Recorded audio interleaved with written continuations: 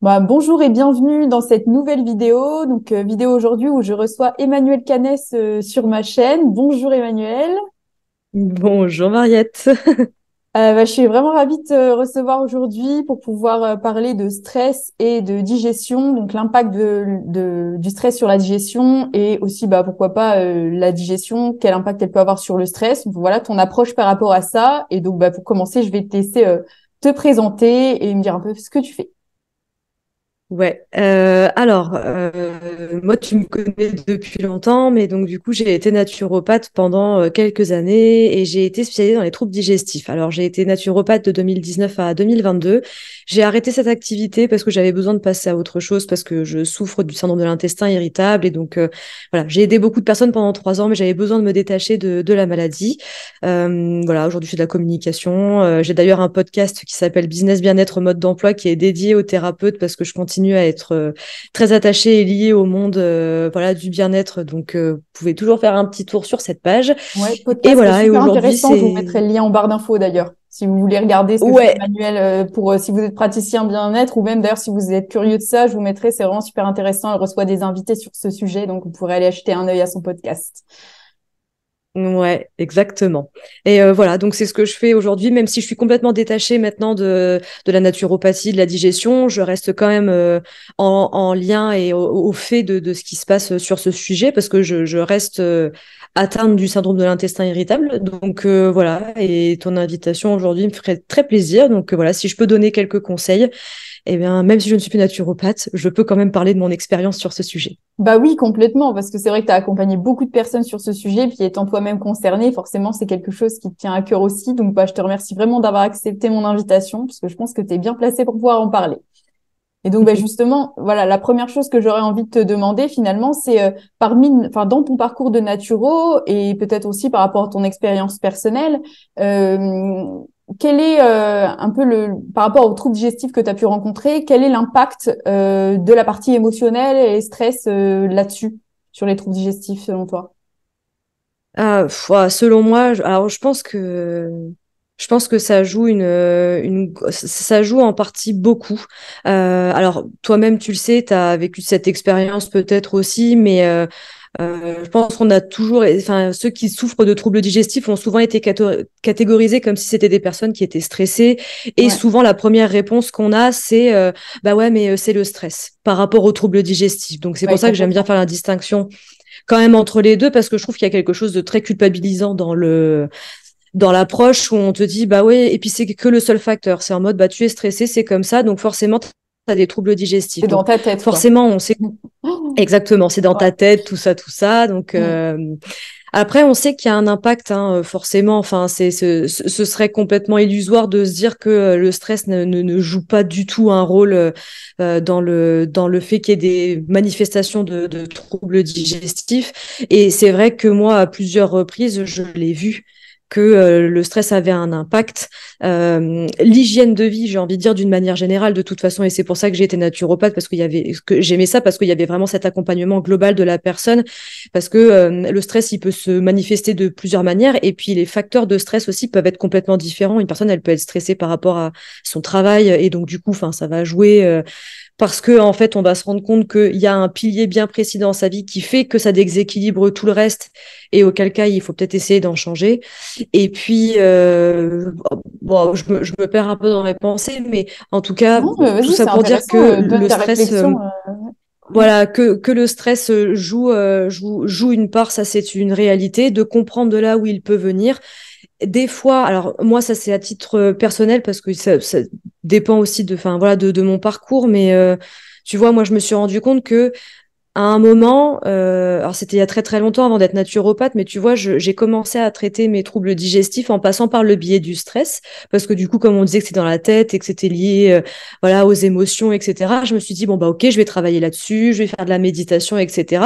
Mais je me suis rendu compte quand même que malgré tout, mes troubles digestifs ne disparaissaient pas.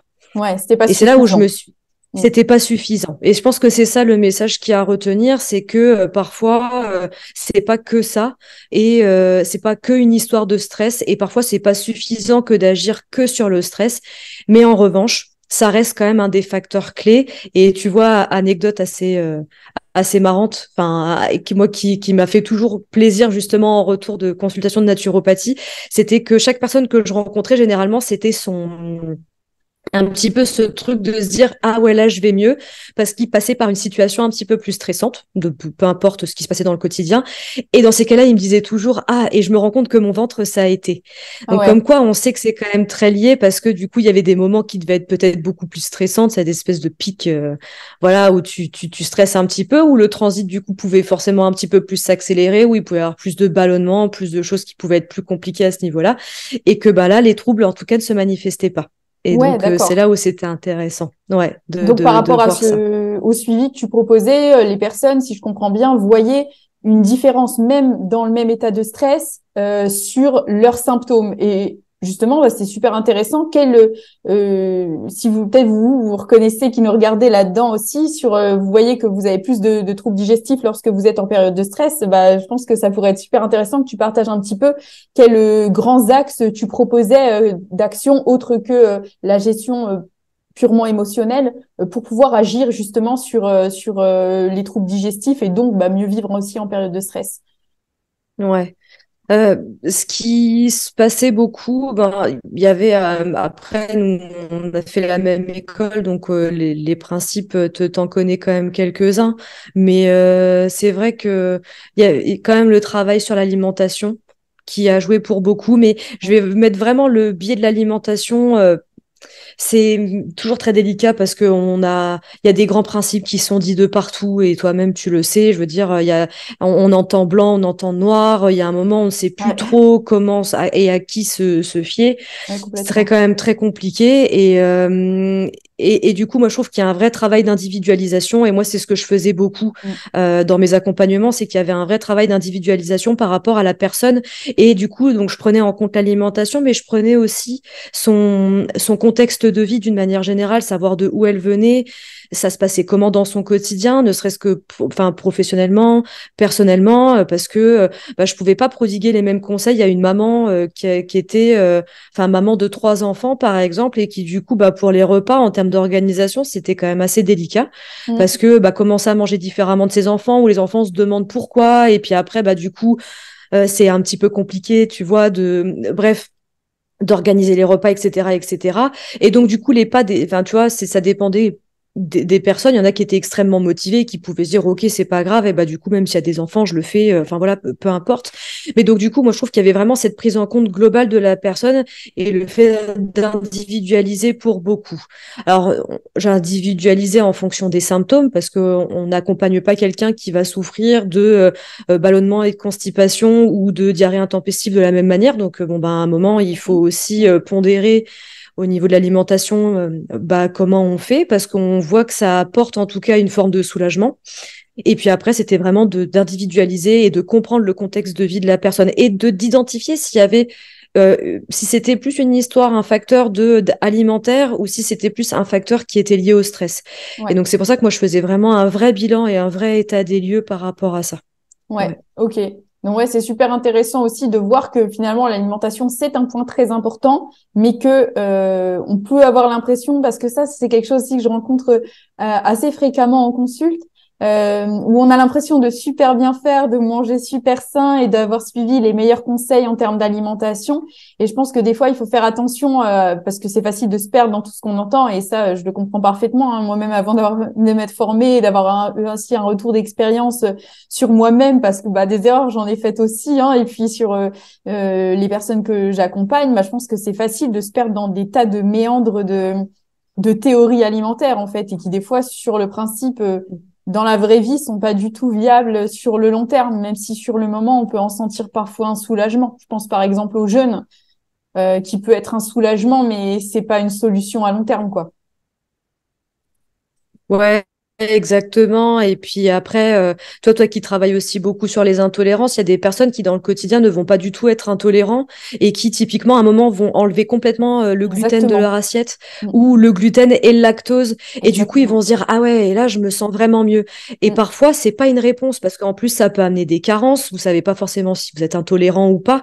Et donc, du coup, ben, il faut quand même vraiment se poser la question de savoir si on est vraiment intolérant, même si on ressent un soulagement et un mieux-être une fois qu'on a retiré certains aliments de Ouais. l'assiette. Et ça, Moi, je toi, tu pense que sais là, très bien en parler ouais, aussi. tu touches du doigt Ouais. un point vraiment fondamental, effectivement. Parce que peu importe ce qu'on va enlever de l'alimentation, surtout si c'est quelque chose qui prend beaucoup de place, comme le gluten ou les produits laitiers. Enfin, notamment, c'est vrai que les pâtes, le pain, toutes ces choses-là peuvent prendre beaucoup de place dans une alimentation. Donc forcément, quand on l'enlève, on s'allège, hein. Ça aurait été un autre aliment, ça aurait été pareil, on se serait allégé. Mais voilà, est-ce viable sur le long terme, même socialement parlant? Voilà, je pense parfois il y a d'autres leviers qui vont être plus centrés sur la cause profonde, sur lesquels on peut agir effectivement, comme tu le dis très justement, plutôt que de se priver de choses qui vont pas forcément être indispensables à faire dans un premier temps, quoi. Ouais, je te Ouais, rejoins complètement. complètement là-dessus. Et je trouve que ouais, et je trouve que tu soulèves un point qui est super important. Tu parles du fait que socialement, ça peut être compliqué. Mm. Et tu vois, moi, je me suis rendu compte que, et ça, tu peux peut-être le voir aussi, parce que toi, tu poursuis dans cette voie de naturopathe, mais moi, j'ai vu aussi que le fait de travailler sur les troubles digestifs, parce que tu passes par l'alimentation, par un rééquilibre de ton quotidien d'une manière générale, ça t'emmène à pouvoir parfois peut-être te couper un peu du monde Mm. et te sentir un peu exclu. Et du coup, ça peut aussi générer à ce moment-là du stress et de se dire, mais mon Dieu, en fait, jamais de ma vie, je vais pouvoir faire comme les gens de mon entourage, comme comme mon mari, comme mes enfants, comme Ouais. mes amis avec qui j'aime aller boire un verre en soirée. Et en fait, ça peut aussi générer du stress. Donc, c'est pour ça qu'il faut aussi pouvoir Mm. trouver C'est très juste. la personne. Ouais. Ouais, ouais, bah oui, bah on l'a vécu toutes les deux. Enfin, de toute façon, moi, en souffrant de troubles digestifs aussi, à un moment, c'est pour ça, j'en parle en connaissance de cause. Et on se dit, ouais, je signe pour ça à vie. Ça va être ça mon quotidien. Et du coup, ouais, ça peut amener une charge mentale supplémentaire qui peut se transformer aussi en stress. Et donc, du coup, là, de l'importance, moi, je trouve, de se faire accompagner et de se faire accompagner par quelqu'un qui va vous comprendre dans sa globalité et qui va pas vous mettre des objectifs qui vont être aussi complètement irréalisables dans le fait de Mm. changer ses habitudes dans le quotidien parce que personnes qui vont avoir besoin d'un peu de temps. Parfois, il y en a, ça va prendre beaucoup plus de temps. Mm. Et voilà, et on est tous différents et donc objectifs vont vraiment être propres à chacun, quoi. Ouais, oui, je te rejoins complètement là-dessus, sur le fait que ça peut générer finalement beaucoup de stress, le fait de se mettre aussi quelque part une forme d'idéalisation de l'alimentation, en se disant bah il existe une alimentation parfaite dans laquelle je vais manger comme ci, comme ça, et là alors je ferai tout bien, et là je pourrai guérir, mais vu que je ne fais pas ça, je ne peux pas guérir. Et c'est vrai qu'en consul, ce que je remarque, c'est que ça génère souvent beaucoup de culpabilité. Le fait des fois même juste de manger une des choses en dehors de ce plan alimentaire idéal qu'on s'est fixé, qui peut-être n'est pas bon pour nous finalement, pas toujours. Déjà, enfin, je pense pas qu'une alimentation aussi stricte puisse être bonne sur la durée, psychologiquement parlant, ne serait-ce que, sans parler comme tu l'as dit des carences aussi, mais même psychologiquement Mhm. parlant, et qui peut aussi générer par la suite des troubles du comportement alimentaire. Ça, c'est vrai que c'est aussi quelque chose que j'ai vu, des alimentations peut-être un peu trop restrictives qui peuvent emmener après sur des TCA, quoi. Donc, c'est vrai qu'il faut faire attention à ça aussi, Ouais, de pas tomber dans l'hyper-restriction, garder un plaisir alimentaire au maximum, parce que je sais que parfois c'est difficile quand il n'y a plus rien qui passe, mais essayer au maximum quand même de garder cet équilibre entre le plaisir et et l'alimentation adaptée à nos symptômes, quoi. Ok. ouais, c'est ça, exactement. Eh ben, donc ouais, c'est vraiment super important de le préciser, tous ces points-là. C'est vrai que je n'avais pas forcément pensé à ça, et tu fais très bien de le dire, parce que c'est vrai que c'est des points centraux qui reviennent très souvent en séance. Donc j'avais envie de te demander aussi quel type de méthode naturelle tu pouvais utiliser en plus de l'alimentation, notamment au niveau des compléments alimentaires ou des choses comme ça, qui pouvaient aider à soulager bah, déjà dans un premier temps le stress, ou peut-être même les troubles digestifs liés au stress. Voilà, si tu as des grandes plantes ou des grands compléments phares pour ça, même si bien sûr, comme enfin, tu l'avais dit sur l'alimentation, c'est toujours individualisé, mais est-ce qu'il y a des grandes choses qui revenaient que tu aimais bien utiliser? Alors moi, ce que j'aimais bien utiliser, pour le coup, il y avait quand même pas mal les huiles essentielles. Enfin, moi, j'aime bien. Alors après, ça dépend des comment on fonctionne. Moi, je sais que je suis très réceptive, tu vois, toute la sphère ORL, etc. Et donc, du coup, j'aime bien avoir des ambiances qui sentent bon. Typiquement, utiliser tout ce qui va être à base d'agrumes, tu sais, qui vont être du coup extrêmement relaxants. En parallèle, vraiment, ce que j'aime bien utiliser aussi, c'est la gémothérapie que tu dois Ouais, connaître aussi. oui. Mais pour le coup, tu vois tout ce qui va être voilà le bourgeon de figuier.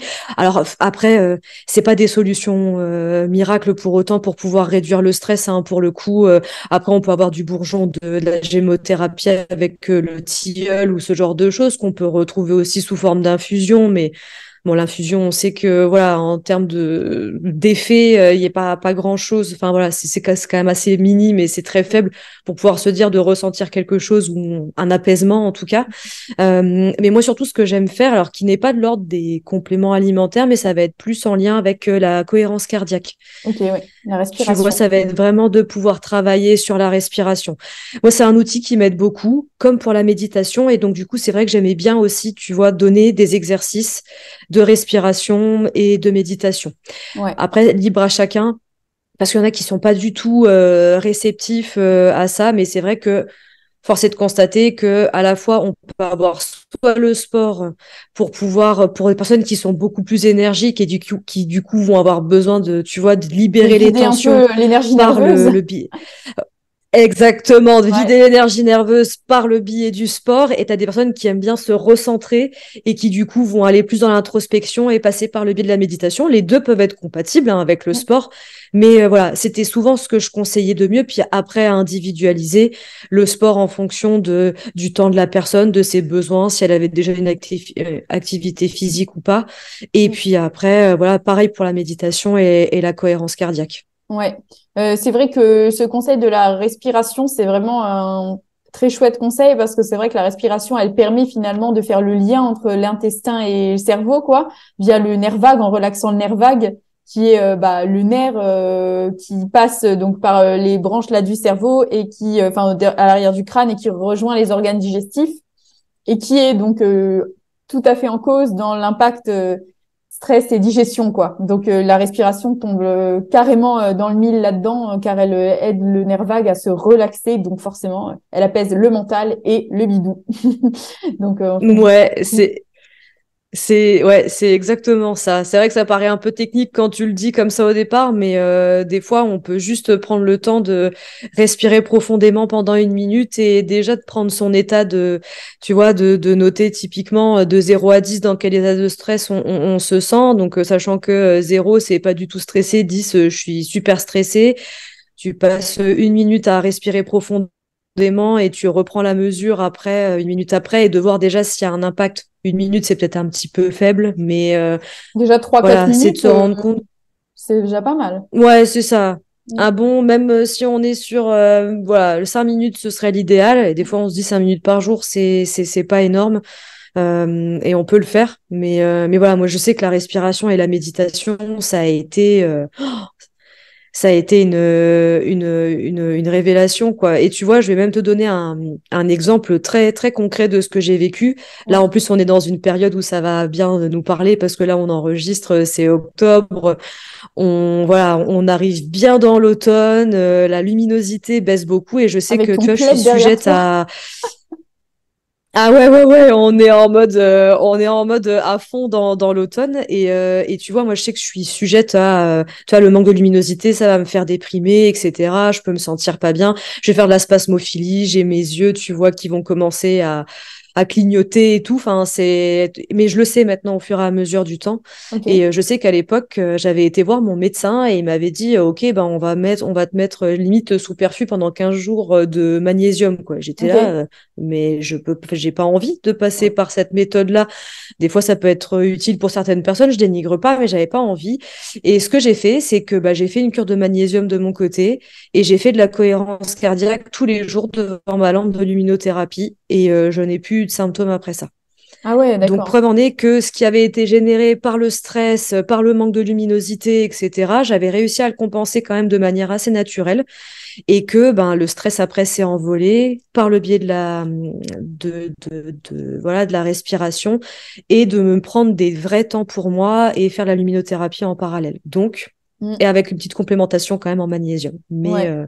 Ok. comme quoi, ça aide aussi pour beaucoup. Même pour le stress, le magnésium, d'ailleurs, ça reste quand même un des éléments Ouais, que tout je à peux fait. conseiller aussi, enfin que j'ai Ouais. conseillé. Ouais. Bah ouais, ce qui est bien dans ton approche, là, c'est typiquement que tu montres aussi l'aspect multifacette d'une prise en charge où finalement, on travaille à la fois sur l'alimentation, la gestion du stress par le moyen qui nous va le mieux, parce que, comme je dis souvent, il n'y a pas un seul moyen de guérir.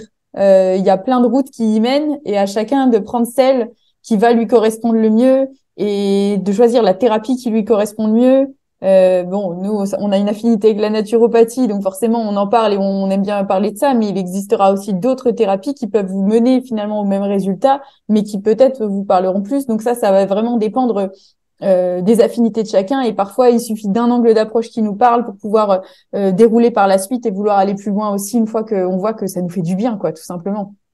Ouais, exactement. Ben oui, et moi je le vois encore aujourd'hui. Voilà, il y a des personnes qui vont passer plus par le biais du yoga ou des choses comme ça. Enfin, Ouais, et c'est vrai que ça dépend de la sensibilité de chacun. Et t'as raison, il y a une multitude de façons de pouvoir soulager ces symptômes. C'est là où c'est très compliqué. Ça peut paraître très décourageant, mais donc du coup, c'est vrai que dans les conseils qu'on pourrait donner, bah, c'est de tester.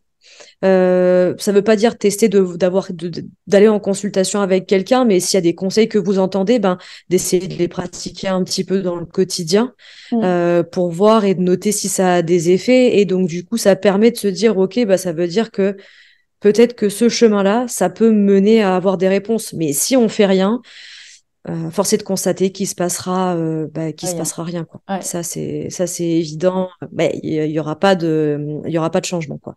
Mais oui, tout à fait. Et parfois, des fois aussi, vouloir commencer un petit peu à tester par soi-même, ne serait-ce que s'initier avec les vidéos comme celles qu'on fait aujourd'hui, en testant des petites approches qui nous parlent, ça peut permettre de se dire, comme tu l'as très justement dit, bah, cette approche-là, elle me parle bien. Moi, j'ai envie d'aller plus loin là-dedans. Et à l'après, là, ça peut être pertinent du coup de prendre une consultation pour justement avoir un point de vue extérieur aussi et global, parce que c'est vrai qu'en parlant avec d'autres personnes, c'est parfois là aussi que je vais prendre du recul sur des problématiques que je peux rencontrer moi-même, parce qu'en étant soi-même avec soi-même et avec ses biais cognitifs, ben on peut très vite passer à côté finalement de quelque chose qui peut paraître évident aux yeux d'une autre personne extérieure. Donc c'est vrai que c'est toujours bon d'avoir un regard externe une fois qu'on a trouvé quelque chose qui nous parle. Bah allons-y quoi, j'ai envie de dire. Une fois que c'est initié, faut tester, comme tu dis. Ok. Euh, Ouais, exactement. Est-ce que tu as peut-être d'autres choses que tu as envie de partager sur ce sujet et que moi je n'aurais pas abordé parce que là voilà j'avais en termes de dans les questions que je t'avais un petit peu préparées, je pense que j'ai fait le tour sur les grands principes et t'as été finalement même sur d'autres points que j'avais pas auxquels j'avais pas pensé. Mais est-ce que toi tu as envie de rajouter quelque chose des peu importe quoi sur ce sujet Ouais, alors quelque chose que je peux partager pour le coup, qui est mon expérience personnelle, parce que ça s'est passé il y a pas très très longtemps. Donc voilà, je suis naturopathe pendant 3 ans, mes troubles digestifs vont beaucoup mieux et finalement, patatras. Après, ma vie a beaucoup changé entre temps et des troubles digestifs sont réapparus. Donc preuve en Ouais. est que des fois, même si j'avais réussi à soulager des symptômes vraiment très très forts, il a suffi d'un très gros stress, parce qu'on parlait du stress aujourd'hui, mais pour le coup, il s'est passé beaucoup de choses dans ma vie qui ont demandé beaucoup de charge mentale de ma part, et voilà, ça a été très très compliqué. Donc, bah, forcément, les troubles digestifs sont revenus très fortement. Et ce qui s'est passé, c'est que en parallèle, moi, je souffrais de laxophobie. D'accord. Est-ce que tu sais tu sais ce que c'est? C'est la Je peur pose la d'avoir la question quand diarrhée, même. c'est ça? Bah, en fait, c'est la peur d'avoir envie d'aller aux toilettes. Ouais, Effectivement, d'accord, quand ok. on est en public, Ah voilà, oui, dans d'accord, des ok. moments, voilà, enfermés, peu importe, voilà. Ok. Et donc, du coup, moi, j'avais développé ce syndrome-là. Et en fait, quand j'ai forcément travaillé sur mes troubles digestifs, c'est un syndrome qui s'est apaisé. En tout cas, la laxophobie, je pensais ne plus vraiment en souffrir. Sauf que quand mes symptômes sont revenus à la charge, je me suis rendu compte que ma laxophobie, en fait, elle était toujours présente. Et donc, ça a traîné pendant, je pense, 1 an et demi. Et puis, à un moment, je me suis dit, bon, il faudrait quand même que je travaille dessus parce que les troubles digestifs, je me suis dit, dans tous les cas, ça risque peut-être d'être cyclique par moment et que Là, aujourd'hui, je sens que ça va quand même beaucoup mieux, mais il n'est pas dit que à un moment peut-être qui pourrait être difficile. Enfin, voilà, on ne sait jamais. Et j'ai fait de l'EMDR, Ok. si ça peut intéresser aussi certaines personnes. Mais Ouais. du coup, le MDR m'a beaucoup aidé. J'ai fait appel à quelqu'un sur le sujet. Et si à un moment, un jour, on me demande le nom de cette personne, au pire des cas, je pourrais te transmettre son contact, on ne sait jamais. Oui, oui, bah, bien Mais du coup, volontiers, ouais. je suis passée par le faisceau de l'EMDR en fait pour traiter la laxophobie et en 4-5 séances, ça s'est vraiment amélioré. C'est-à-dire que j'ai vu des très nets résultats et en fait le principe de l'EMDR fait que on va aller retravailler sur un souvenir racine, on va dire, celui qui a été traumatique un petit peu au départ. Et moi, il s'en est passé un en fait, mais il y a très très longtemps quand je passais mes épreuves de bac. Donc j'avais 18 ans, j'en ai 35 aujourd'hui et j'avais encore des répercussions aujourd'hui. Donc preuve en est que parfois se faire accompagner, ça fait gagner beaucoup de temps. Et donc on a travaillé sur ce souvenir, on a travaillé dessus et je me rends compte aujourd'hui que ça a soulagé pas mal d'angoisse que je pouvais avoir à ce niveau-là et que j'ai repris confiance en mon corps aussi d'une manière générale où j'avais très peur d'être sous la contrainte tu vois, d'avoir peur d'aller aux toilettes dans des espaces publics ou ce genre de choses, alors que même quand mes troubles allaient mieux. Donc voilà, et je me suis rendu compte que ça m'avait énormément aidé. Donc voilà, si ça peut, Bah ouais, c'est un complètement. message à passer. D'autant Ouais. plus que ce que tu dis là, ça me fait penser également que certains troubles digestifs peuvent aussi arriver du fait de se retenir, par exemple, quand on est à l'extérieur ou des choses comme ça. C'est quelque chose qu'on m'a déjà dit. Ah ouais. Le fait de ne pas être à l'aise quand on sait qu'on va partir en vacances avec des amis ou d'être au travail dans des moments où on n'aura accès qu'à des toilettes qui sont publiques, etc., qui peuvent générer des troubles digestifs à force de se retenir. Et de pas finalement faire confiance à son corps aussi sur ces choses-là, même sans trouble digestif à la base. Donc oui, oui, complètement. Je trouve que tu fais très bien de rajouter ça parce que oui, je l'ai déjà entendu plusieurs fois en séance Ouais. aussi. Mais ouais, et c'est ça qui est très compliqué parce qu'en plus, c'est un sujet qui est extrêmement tabou. Qui est tabou, Donc, du ouais. coup, c'est très compliqué de se dire, et moi, je l'entends même voilà, mais des amis autour de moi qui pourtant n'ont pas de troubles digestifs et qui passent des journées entières à se retenir au travail parce que, les toilettes, ils sont en plein milieu de l'open space et que, elles n'ont pas envie et donc, forcément, au bout d'un moment, les gens, en fait, arrivent en fin de journée et ils ne sont pas bien. Et Mm. je pense que, et ça, tu pourras le confirmer aussi, mais à long terme, ça peut être aussi un des facteurs qui favorise l'apparition de vrais troubles Ah oui, digestifs oui, chroniques. complètement, oui. Le fait de ne pas... ouais. Et donc c'est pour ça, voilà, c'est un message un petit peu aussi voilà, de prévention, De on va dire, mais même prévention, pour ceux mais qui n'ont ouais, pas de troubles carrément. digestifs, Mm. mais voilà, non, mais vraiment, c'est important de le souligner. Et voilà, c'est pour ça que je voulais partager un petit peu mon expérience avec le MDR, en tout cas en accompagnement du reste, parce que voilà, moi, je pense qu'il faut travailler vraiment sur plusieurs sphères. J'en avais Mm. besoin à ce moment-là, ça m'a fait beaucoup de bien. Et voilà, si ça peut aider, je le conseille. Ouais, ben complètement. En tout cas, pour terminer du coup sur cette interview, est-ce qu'il y aurait peut-être une chose que tu aurais vraiment à cœur que nos auditeurs retiennent pour pouvoir les aider là-dessus? Si tu devais faire un petit mot de la fin un peu, qu'est-ce que ce serait pour toi sur ce sujet? Ah, sur ce sujet, ce qu'on s'est dit un petit peu en récap vite fait, c'est de se dire que moi, je trouve que c'est important de se faire accompagner pour gagner du temps, ou si vous ne le faites pas, c'est de prendre le temps de tester des choses parce que malheureusement, il se passera rien si à un moment vous ne le faites pas pour vous. C'est vrai que voilà, après, moi, je suis pour la médecine, pour tout ça, mais il y a personne qu'à un moment qui nous prend par la main pour pouvoir s'aider dans la gestion du stress, dans la gestion des troubles digestifs, hein, que ce soit en termes de santé physique ou de santé mentale. Et c'est vrai que parfois, il faut prendre un petit peu de recul sur soi, et puis tenter des choses, Ouais, essayer, même si on n'a pas beaucoup de budget, essayer par soi-même, s'enrichir de contenu comme on le fait là, les podcasts, les vidéos YouTube, peu importe ce qui parle, mais voilà, de tenter et ouais. d'essayer De parce passer que à l'action. on n'a qu'une vie, clairement.